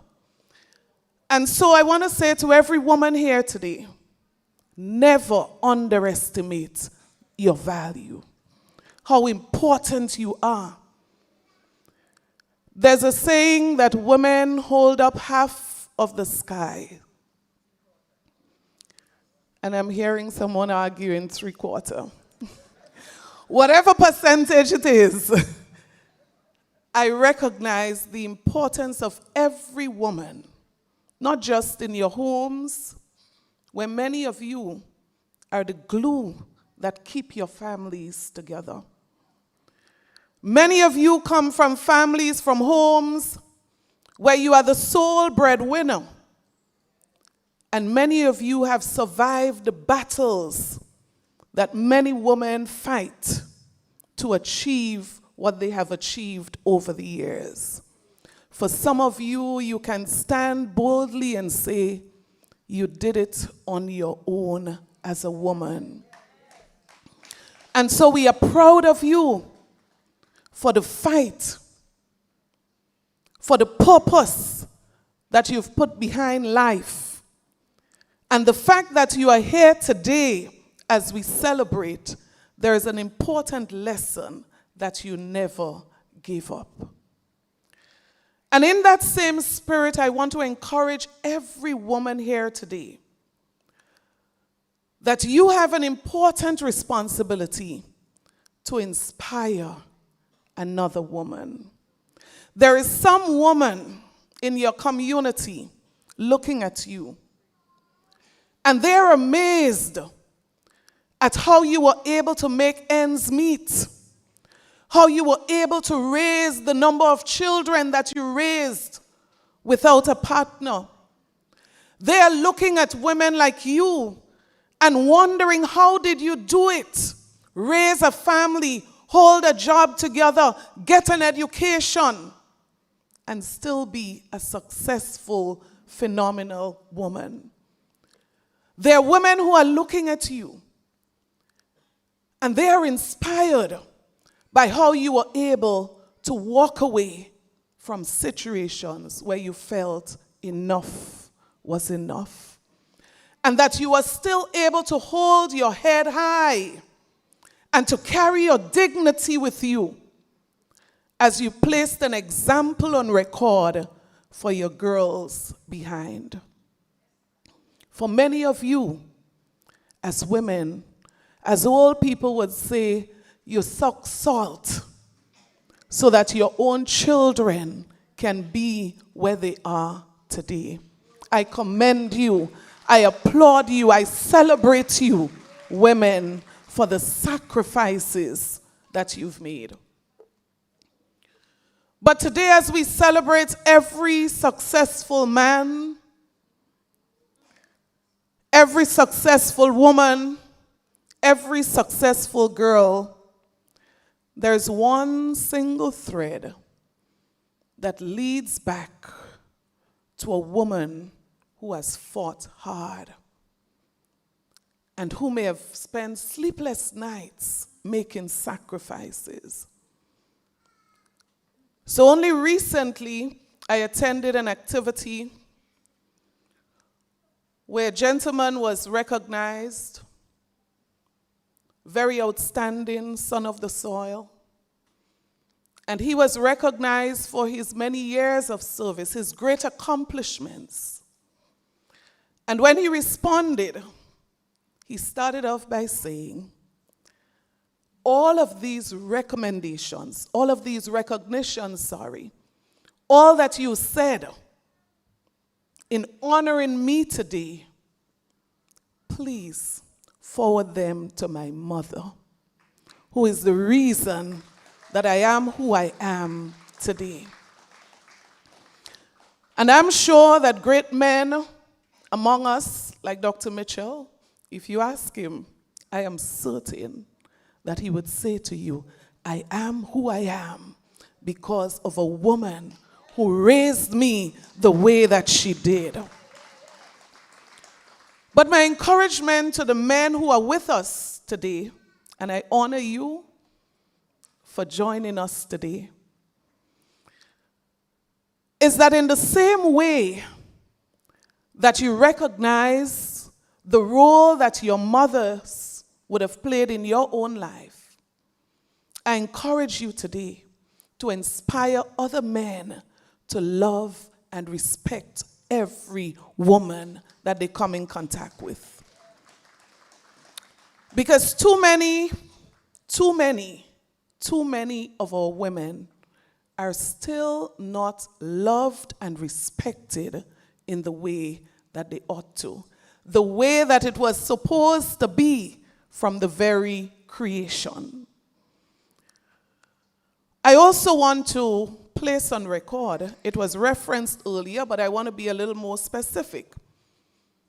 And you may find it strange that on International Women's Day, I'm calling men to action. Because earlier today, reference was made to the percentage of women in Parliament under the stewardship of Dr. the Right Honorable Keith Mitchell.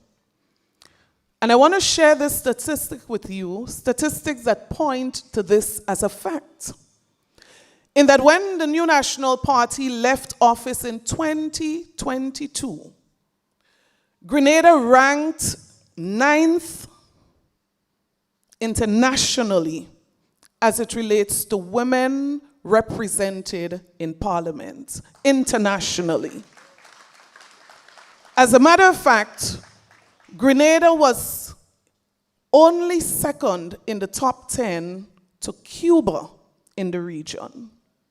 Interesting. Brothers and sisters, sadly, I have to say to you that today, in 2026, we rank in the world number 58. From number 9 to number 58. And people like our dear sisters who shared so passionately and so deeply with us today, I believe they understand so very well, as I'm sure most of the women in this audience understand the importance of women representation at the highest level. And permit me, it is not politics, permit me to say to you, as in the usual New National Party style, we are going to change this again. Brothers and sisters, I give credit and recognize again Dr. Mitchell for his recognition of the important role and the value of women in national development. And that is why I call on every woman here today, do not underestimate the opportunity that you have to serve in various roles and how you can change for the better the lives of women everywhere, in your communities, in your home, everywhere. So what is my call to action, my encouragement to us as women now, this evening? Our theme for this year says, give to gain. And the question is, what more can we give? I'm sure some women are asking, what more can we give? Because there are some women who feel they give everything. And sadly, sometimes it appears very little in return after much sacrifices. It is so painful sometimes, the circumstances that women experience. Just before coming here, I was sitting with a family in the presence of the mother, father, of one of the young ladies who were brutally killed recently. And you know, you try everything to change the subject, to speak about every other thing, but you can't help thinking, how does a mother feel to stomach this as an experience? And so I'm appealing to every mother, every woman, even if you're not a biological mother, your children may have grown old at this stage, but there's a boy in your home, there's a boy in your community, there's a boy somewhere that needs love, encouragement, and support. When we speak of perpetrators, for example, we are not speaking about people that are not from anyone. They are our sons from our homes. And it's the reason why I'm saying to us as women, what can we give? We can give more love to our boys, more guidance and support to our boys, so that when they become men, we would have impacted their lives in such a way that they have no choice but to respect and love women. Let us give more to our boys. Let us invest in our girls, whether we are biological parents or not. Every girl, let us make it our responsibility to guide. We just have to look around in our society, and we must know that things are not going in the direction that they should go. And every single one of us, let us leave here with a commitment that we are going to be some girl's mentor, some girl's advisor, some girl's safe haven that they can run to, that they can talk to, that they can reach out to. What do we give? What do we have to give when we leave this room today? I encourage all of us, finally, what can we give? There is something that we can do to help end gender-based violence. Let us be honest. Sometimes we hear, sometimes we even see, sometimes we know sufficient that we can do more. I encourage us this evening, let us not have another vigil. Let us not have another march, but let us do something individually in our own ways that we can make a bigger difference. Let this be our International Women's Day commitment for 2026. But it would be remiss of me to not end as the leader of the New National Party by saying to you, so much has been done over the years, and I give credit to the women under the leadership of Dr. Mitchell for our many achievements over the years. But I leave you with a commitment this evening that as an organization, we are going to continue, as we did under the Spotlight Initiative. There were some 19 pieces of legislation. We are going to continue to push for additional legislation to protect our women and our girls, to protect the rights of women and girls. But I give you a further commitment this afternoon that we are going to continue to do everything possible to ensure that we go further and beyond all of what we've done before, to do far more to protect and to serve and to look out for the interests, the empowerment of women and girls throughout Grenada, Carriacou, and Petite Martinique. So I say to you this evening, let us join hands together, work together. Let us have one mission at the end of this International Women's Day, that together we are going to do everything in our power to protect every woman and every girl that we can protect. God bless you, and God bless all of our women and girls today.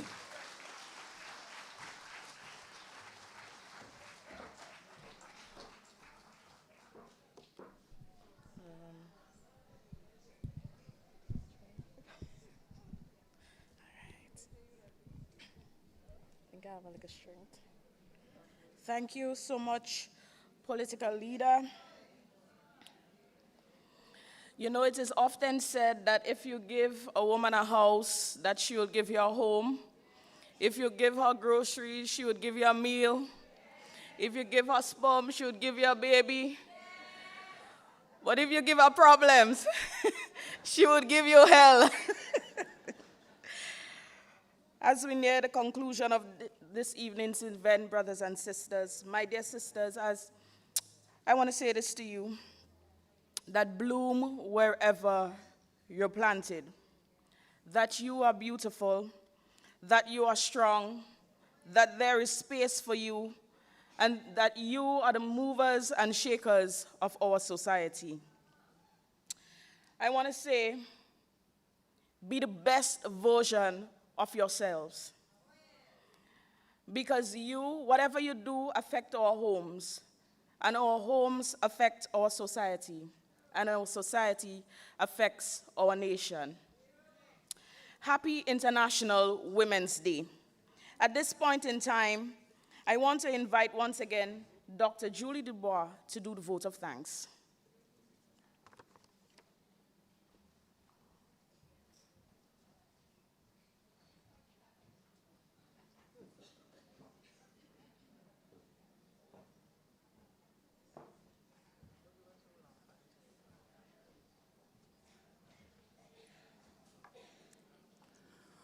Once more, the pleasure is mine to say thank you.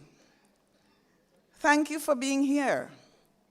Thank you for observing and recognizing International Women's Day. We say thanks to all who contributed to this afternoon's program. We want to thank God, first of all, for the beautiful weather we have. We want to thank him for taking us here safely. And not only locally, but we want to thank God for taking Dr. Jean Augustine and her, I almost said team. And when I said to her, you and your team, on Friday evening, she said, no, my posse. So we want to thank God for taking you and your posse here safely. We want to thank you also for that wonderful address you gave us. And I'm sure every woman here was inspired. Everybody here learned something, not only about you, but something that they can take away and personalize. Thank you so much for remembering your homeland.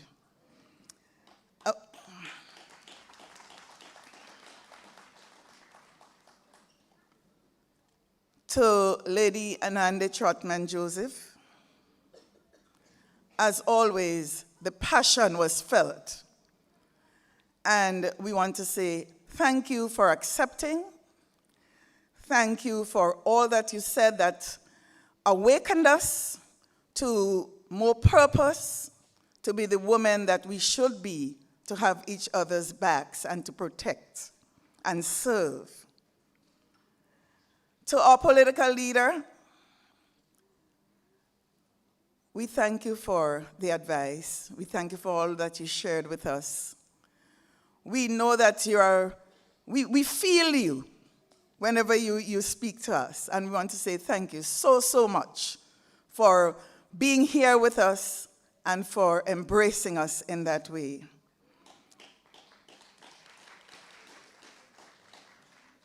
Dr. Mitchell has, he did say he had a prior engagement, but he came here nonetheless, and we appreciate the time he spent here. And while I'm on him, I just want to say thank you to all the men who came out this afternoon with us. We appreciate you. We thank you for the support. To all others who took part, like Sister Lisa McDonald, thank you for the anthem, and Zinzi, those poems, I mean, I wish I could learn them and recite them every day. They were so powerful. Weren't we motivated by the poems? Yeah. Yeah, we thank you so much. We thank God for you and your talent. We want to thank Reverend Greta St. Hill. Thank you so much, because without God, we are nowhere and we are nothing. Thank you for blessing us and invoking God's presence here this afternoon.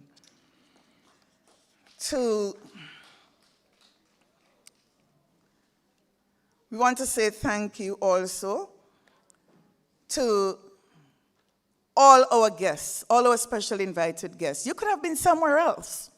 You could have found many things to do. It's Sunday afternoon, tomorrow's work, many other places you could be.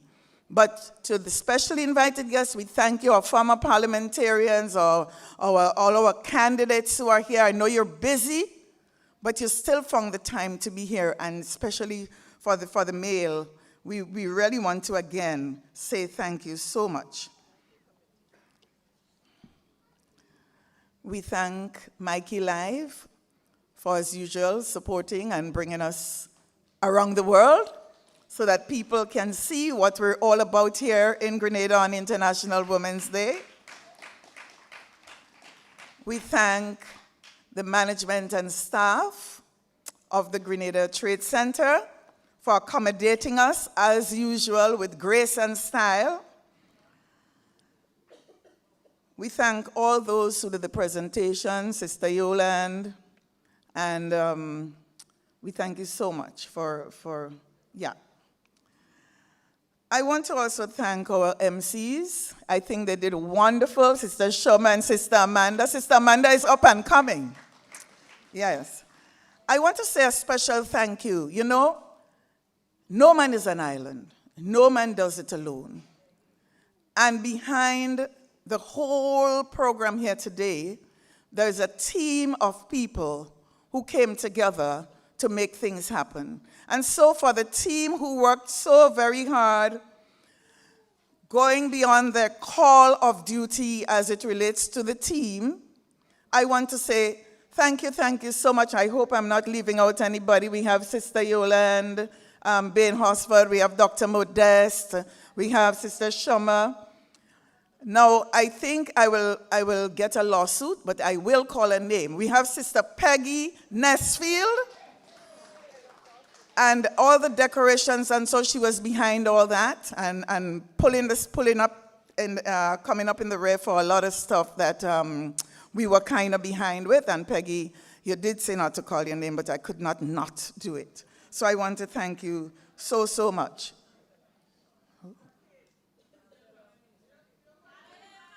And we also had Sister Cheryl Williams, to the executive, to the secretariat of the New National Party, the office. We want to thank you to Ms. Campbell and her team also for all that they've done. And to all of you, give yourselves a round of applause, because without you, this could not happen. Thank you again, and may God bless you. Happy International Women's Day.